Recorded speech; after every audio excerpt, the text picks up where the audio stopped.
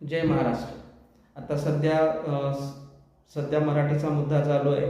जसं आपण मराठी भाषा बोला बोला असं म्हणतोय, तसंच आपण एक आता नवीन काम केलं पाहिजे की काम तुम्ही मराठी माणसालाच द्या. अ, मराठी माणसालाच काम द्या आणि मराठी माणसालाच समृद्ध करा.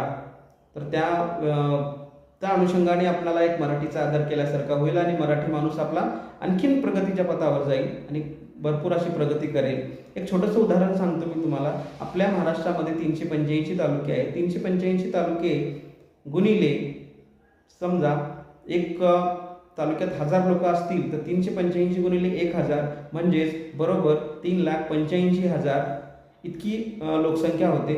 तर 3,85,000 गुणिले समजा जर एक माणूस एका महिन्याला 30,000 कमवत असेल तर 3,85,000 गुणिले 30,000 त्याची किती रक्कम होते. तर तुम्ही स्वतः आता ही रक्कम कॅल्क्युलेटरमध्ये देखील बसत नाही. तुम्ही स्वतः रक्कम काउंट करा आणि मला कमेंटमध्ये सांगा. जय महाराष्ट्र.